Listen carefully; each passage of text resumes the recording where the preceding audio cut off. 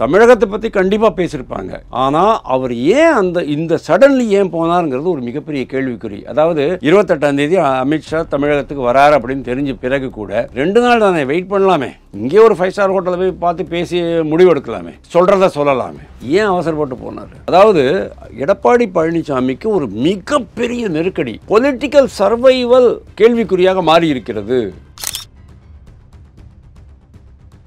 எனக்கு போட்டி யாருமே இல்லை அப்படின்னு சொன்ன ஒரு எடப்பாடி பழனிசாமி நினச்சிக்கிட்டு இருந்த ஒரு எடப்பாடி பழனிசாமிக்கு இன்றைக்கி ஒரு போட்டி உருவாயிருக்கு. அது உங்களுக்கே தெரியும் யார் அப்படின்னுட்டு. அப்போது பாரதிய ஜனதா கட்சியினுடைய தயவு இல்லாமல், கூட்டணி இல்லாமல் இங்கே வெற்றி பெற முடியாதுங்கிறத அவர் புரிஞ்சுக்கிட்டு இருக்கிறாரு. தப்பு பண்ணிட்டேன் அப்படின்னு சொல்லிருப்பாரு. தப்பு பண்ணிட்டேன், இப்போ பலனை அனுபவிக்கிறேன். கட்சி தொண்டர்கள்லாம் கொதிச்சு போயிருக்கிறாங்க. தலைவர்களுக்கெல்லாம் எம்பி போஸ்ட் கிடைக்கல, மத்திய அமைச்சரவையில் மினிஸ்ட்ரி போஸ்ட் கிடைக்கலன்னு ரொம்ப நொந்து போயிருக்கிறாங்க. தப்பு பண்ணிட்டேன், மன்னிச்சுக்குங்க, நம்ம தொடர்ந்து பண்ணலாம், செங்கோட்டையை தான் கொஞ்சம் ஓரம் கட்டிடுவோங்கிற மாதிரி தான் அவர் சொல்லியிருப்பார். 2026 தேர்தலை விட்டுட்டோம் சொன்னா நம்மளுக்கு வேறு ஆப்பர்ச்சுனிட்டியே கிடையாது வாழ்க்கை முழுவதும் அப்படிங்கிற அந்த புரிதல் உணர்வு இருக்கிறதுனால தான் அவர் அங்கே போயிருக்கிறாரு. கண்டிப்பாக அமித்ஷா அவரை மட்டம் தட்டிலாம் பேச போகிறதில்ல. ஏன்னா அவர் அதாவது டிஎம்கேல இவங்க எப்படி மேனேஜ் பண்ணுறாங்க பாருங்கள். எப்படி காங்கிரஸு, விடுதலை சிறுத்தைகள், வேல்முருகன் கட்சி, கம்யூனிஸ்ட் கட்சிகள் எல்லாரையுமே மட்டம் தட்டி கேவலப்படுத்தி அவமானப்படுத்தி உட்காந்து வச்சுருப்பாங்க. அது மாதிரியெல்லாம் பாரதிய ஜனதா கட்சி கூட்டணி கட்சிகளை பண்ணாது. இப்போ நான் உங்களுக்கு சொல்கிறேன், இவங்க என்ன பேசுனாங்கங்கிறது பாஜகனுடைய தலைமையிலிருந்து நம்மளுக்கு எதுவுமே வராது, இன்ஃபர்மேஷன் வரப்போகிறது இல்லை. ஆனால் கண்டிப்பாக அவங்க இதை பற்றி தான் பேசியிருப்பாங்க. கூட்டணி என்பது உறுதி. யாருடைய தலைமையில் அப்படிங்கிறது நீங்கள் கேட்கலாம். பாஜக தலைமையிலா அல்லது இவங்க தலைமையிலா அப்படின்ட்டு. எப்பேற்பட்ட தலைவர் அப்படிங்கிறத உங்களுடைய எதிரி தீர்மானிக்கிறான். எப்படி டிஎம்கே யாரை அதிகமாக தாக்குகிறதோ அவன் தான் எதிர்கட்சி தலைவன். இங்கே எழுதிங்க, டிஎம்கேனுடைய கம்ப்ளீட் ஃபோக்கஸும் அண்ணாமலை மேலே தான் இருக்குது. ஏடிஎம்கே மேலே இல்லை, விஜய் மேலே இல்லை, நாம் தமிழர் மேலே இல்லை. நாம் தமிழர் மேலே வேணும்னே ஒரு 4 கேஸ் போட்டுவிட்டு அவரை அலைய விடுவாங்க, அது வேற விஷயம். ஆனால் அவங்களுடைய என்டையர் ஃபோக்கஸு பிஜேபியை வளர விடக்கூடாது அப்படிங்கிறது தான். டிஎம்கேனுடைய கம்ப்ளீட் ஃபோக்கஸும் அண்ணாமலை மேலே தான் இருக்குது. ஏடிஎம்கே மேலே இல்லை, விஜய் மேலே இல்லை.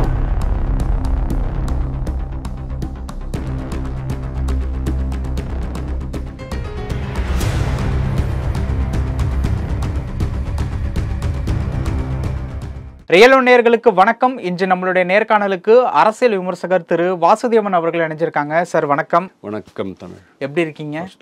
45 நிமிஷம் பேச்சுவார்த்தையை அமித்ஷா எடப்பாடி இடையே போயிருக்கு. அதுல குறிப்பிட்ட மணி நேரங்கள் எடப்பாடி அவர்கள் அமித்ஷாவிடம் தனியா பேசியிருக்கதா தகவல்லாம் வந்துகிட்டு இருக்கு. இது குறித்து நேற்று எடப்பாடியினுடைய திடீர் டெல்லி பயணம், இது குறித்து நிறைய பேசியிருக்கோம். பட் என்ன ஒரு விஷயம் அப்படின்னா, அண்ணாமலையை நீக்கணும் அப்படிங்கிற ஒரு கோரிக்கையை எடப்பாடி அவர்கள் அமித்ஷாவிடம் வச்சதா சொல்றாங்க. இது எப்படி நம்புறதா இல்லை சாதாரண நியூஸ்னு கடந்து போறதா? எப்படி நரேந்திர மோடி அமித்ஷாவை பற்றி இதுவரைக்கும் யாருமே புரியாதவங்க தான் அந்த மாதிரிலாம் பேச முடியும். இதெல்லாம் டிஎம்கே சார்பு ஊடகங்களில் பத்திரிகையாளர்கள் பேசுகிற பேச்சு மாதிரி தான் நான் பார்க்குறேன். இதை அமித்ஷா பார்க்க போனார், அண்ணாமலை உன்னை பார்க்க மாட்டேன் அப்படின்ட்டு அவர் முகத்தை திருப்பிக்கிட்டு போயிட்டாரு, இந்த மாதிரிலாம் கதை கட்டி விட்டுட்ருப்பாங்க. அண்ணாமலையினுடைய ஸ்டேச்சர் என்னங்கிறது இவங்களுக்கு தெரியலனாலும் பொதுமக்களுக்கு நல்லாவே தெரியும். நரேந்திர மோடி, அமித்ஷா எப்போவுமே தமிழகத்தை பொறுத்த வரைக்கும் அண்ணாமலையை கலந்து ஆலோசிக்காமல் எந்த ஒரு முடிவுகளும் எடுக்க மாட்டாங்க அப்படிங்கிறது எனக்கு ரொம்ப தான். இப்போ தான் நீக்குங்கன்னு சொல்லிட்டு வந்திருக்காரு.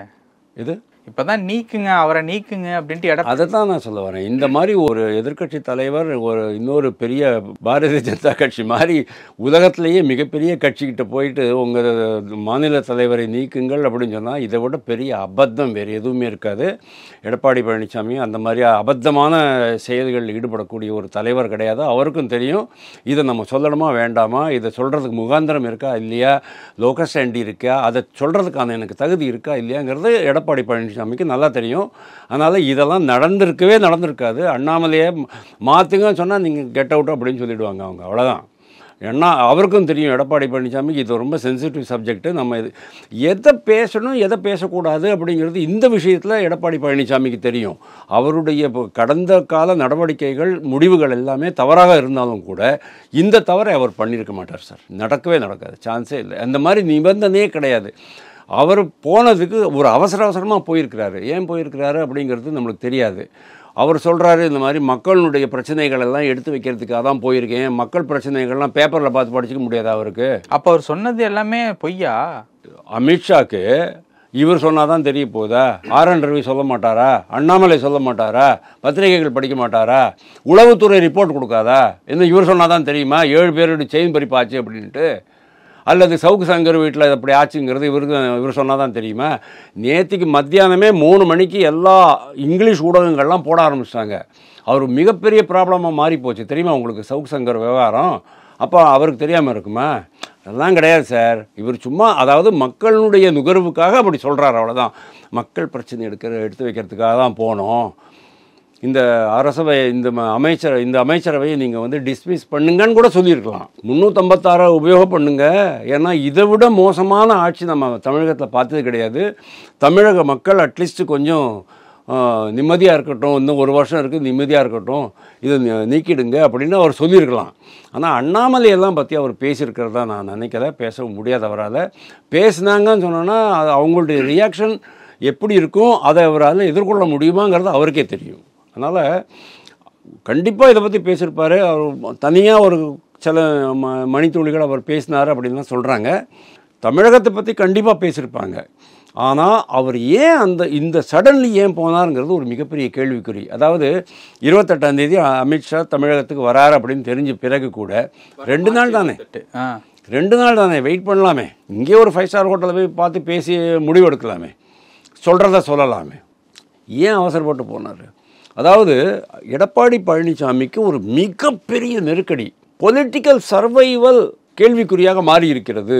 பொலிட்டிக்கல் சர்வைவல்னால் நாம் அரசியல் இருக்க போகிறோமா, நான் பதவியில் இருக்க போகிறேன்னா, என்னுடைய தலைமையில் அதிமுக இருக்குமாங்கிற அந்த ஒரு நெருக்கடியில் தான் அவர் அங்கே போகிறாரு. இதுக்கு மேலே நம்ம சும்மா இருந்தோம் சொன்னோன்னா கை நழுவி போயிடும் அப்படின்னு அவர் பார்க்குறாரு. அதாவது எனக்கு போட்டி யாருமே இல்லை அப்படின்னு சொன்ன ஒரு எடப்பாடி பழனிசாமி நினச்சிக்கிட்டு இருந்த ஒரு எடப்பாடி பழனிசாமிக்கு இன்றைக்கி ஒரு போட்டி உருவாயிருக்கு. அது உங்களுக்கே தெரியும் யார் அப்படின்னுட்டு.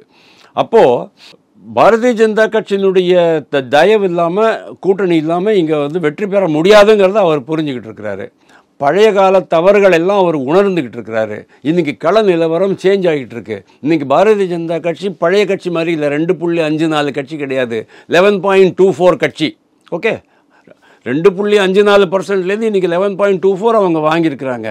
இன்னும் அவங்களுக்கு வந்து அதிகமான ஒரு விளம்பரம் ப்ளஸ் தோற்றம் ஆப்டிக்ஸ் இதெல்லாம் இன்க்ரீஸ் ஆகிட்டு இருக்கு. அப்படிங்கும்போது விஜய் வேற சொல்லிட்டாங்க, விஜய் 2 ட்ரிப்பே அவங்கள வந்து ஸ்னப் பண்ணிட்டாங்க, மூக்கு உடைச்சிட்டாங்க. அக்டோபர் 27 மாநாட்டுக்கு பிறகு மூக்கு உடைச்சாங்க. ஏடிஎம்கே கூட எந்த கூட்டணியும் கிடையாது அப்படின்ட்டு. 2வது ஆண்டு துவக்க விழா முடிஞ்ச பிறகும் அதே மாதிரி சொன்னாங்க, இல்லை எங்களுக்கு அந்த மாதிரி ஐடியாவே இல்லை, கூட்டணி அமைந்தால் எங்கள் தலைமையில் கூட்டணி அமையும்னு அவர் சொல்லிட்டாரு. அப்போது இவருடைய தலைமையை இவர் ஏற்றுக்க போகிறதில்ல, இவருடைய தலைமையை இவர் ஏற்றுக்க போகிறதில்ல.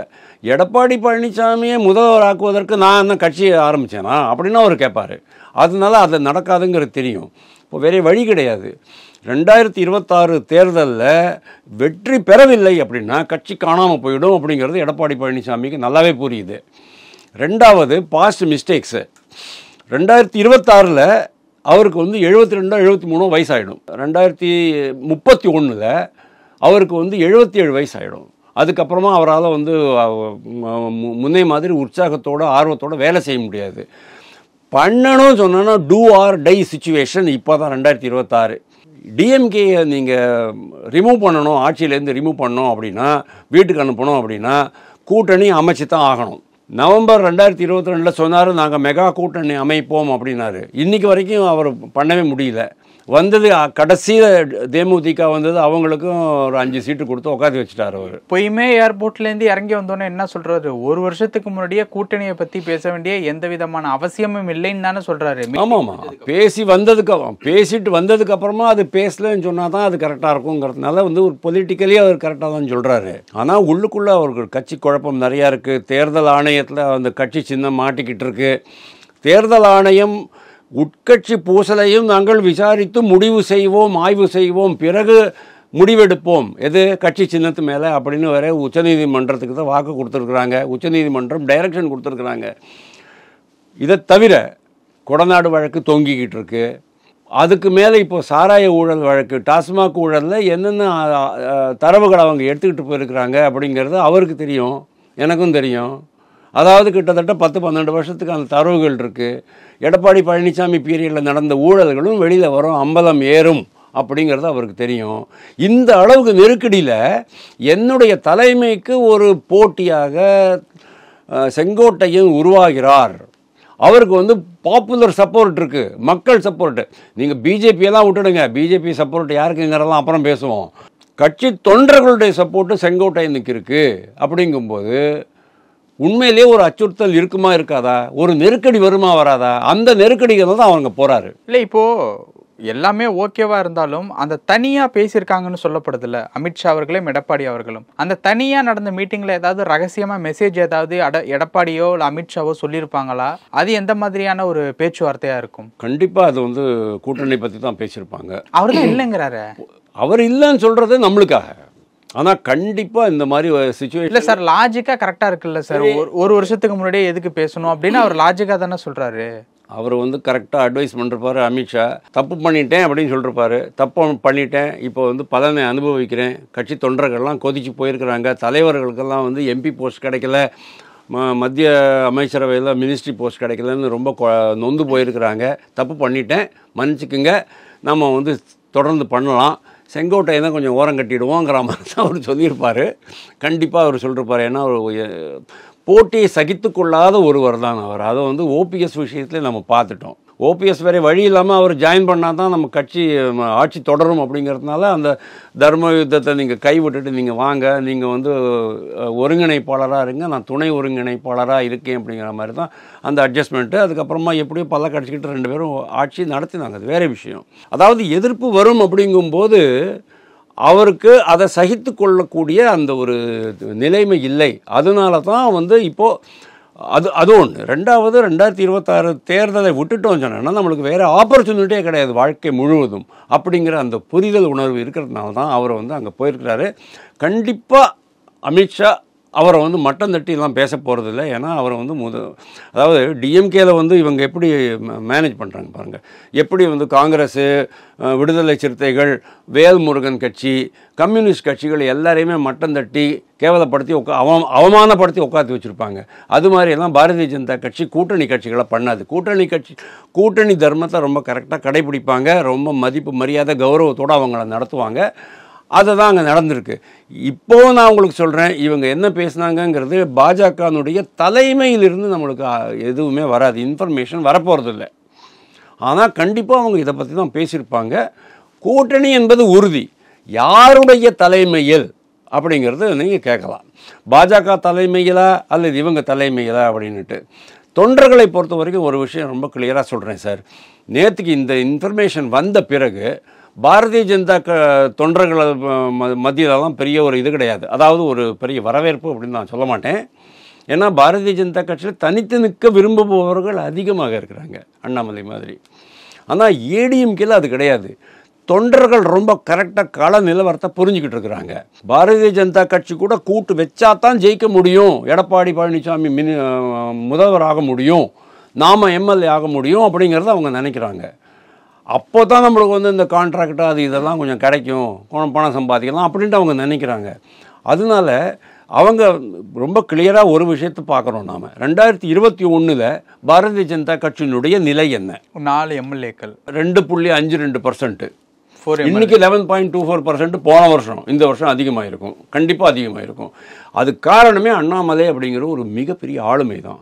அவர் தன்னை தானே ஆன்டி டிஎம்கே ஸ்பேஸில் கொண்டாந்து நிறுத்திக்கிட்டு இருக்கிறாரு. வேறு யாரையும் விட மாட்டேங்கிறாரு அவர், வேறு யாருமே. அதுக்காக தான் நீங்கள் எப்பேற்பட்ட தலைவர் அப்படிங்கிறத உங்களுடைய எதிரி தீர்மானிக்கிறான். எப்படி டிஎம்கே யாரை அதிகமாக தாக்குகிறதோ அவன்தான் எதிர்கட்சி தலைவன். இங்கே எழுதிங்க. டிஎம்கேனுடைய கம்ப்ளீட் ஃபோக்கஸும் அண்ணாமலை மேலே தான் இருக்குது. ஏடிஎம்கே மேலே இல்லை, விஜய் மேலே இல்லை, நாம் தமிழர் மேலே இல்லை. நாம் தமிழர் மேலே வேணும்னே ஒரு 4 கேஸ் போட்டுவிட்டு அவரை அலைய விடுவாங்க, அது வேறு விஷயம். ஆனால் அவங்களுடைய என்டையர் ஃபோக்கஸு பிஜேபியை வளர விடக்கூடாது அப்படிங்கிறது தான். ஆனால் அவங்க பண்ணுற தப்பு என்ன டிஎம்கே அப்படின்னா, டிஎம்கே இந்த மாதிரி தொடர்ச்சியாக அண்ணாமலை மேலே ஃபோக்கஸ் பண்ணுறதுனால அண்ணாமலைக்கும் பாரதிய ஜனதா கட்சிக்கும் இலவசமான விளம்பரம் எக்கச்சக்கமாக வந்துக்கிட்டு இருக்கு. அவங்க வளர்ந்துக்கிட்டே போகிறாங்க. ஸோ தொண்டர்களுக்கு ரொம்ப நல்லா தெரியும் இதுதான் கண்டிஷன் அப்படின்னுட்டு. அதாவது 2021 நரேந்திர மோடி ரொம்ப ஏற்புடையவர் அல்ல, பாரதிய ஜனதா கட்சி ஏற்புடையவர் அல்ல. ஆனால் இன்றைக்கி அதே நரேந்திர மோடி ஏற்புடையவர். ஏன்னா அவர் வந்து நம்ம தமிழக மக்களுக்காக நல்லது பண்ணுறாரு, நிறைய திட்டங்கள் கொண்டு வராரு, என்னுடைய அக்கௌண்ட்டில் பணம் வந்து சேருது, எனக்கு வந்து கக்கூஸ் கட்டி கொடுக்குறாரு, எங்களுக்கு வந்து சாப்பாடு ஃப்ரீயாக போடுறாரு. இதெல்லாமே வந்து மக்களுடைய விழிப்புணர்வு, இதை பற்றி எல்லாம் மக்களுக்கு ஒரு விழிப்புணர்வு வந்தாச்சு. அதே மாதிரி பாரதிய ஜனதா கட்சி வந்து வடநாட்டு கட்சி இல்லை, நம்ம நாட்டு கட்சி, நம்ம தமிழ்நாட்டிலே இருக்கிற கட்சி தான், உலகத்திலேயே மிகப்பெரிய கட்சி. ஐயர் கட்சி இல்லை, ஆர்எஸ்எஸ் கட்சி இல்லை, அப்புறமா வேறு ஆரிய கட்சி இல்லை, எல்லாம் சேர்ந்து சொல்லுவோம் அப்படிங்கிறத அவங்க புரிஞ்சுக்கிட்டாங்க. இதே ஒரு ஐயரோ ஒரு பிராமணர் வந்து தலைவராக இருந்தான்னு சொன்னால் அவங்க சொல்லுவாங்க, ஒரு ஆர்எஸ்எஸ் பேக்கட் ஆள் இருந்தாங்கன்னா சொல்லுவாங்க. அண்ணாமலை என்ன? ஓகே, அண்ணாமலை நம்மளை மாதிரியே ஒரு கருப்பு தோல் இருக்கிற ஒரு தமிழன், பச்சை தமிழன், அவன் தான் இன்றைக்கி வந்து தலைவர். அப்படிங்கும்போது பாரதிய ஜனதா கட்சிக்கு ஏற்பு அதிகமாக இருக்குங்கிறது ஏடிஎம்கே தொண்டர்கள் புரிஞ்சுக்கிறாங்க.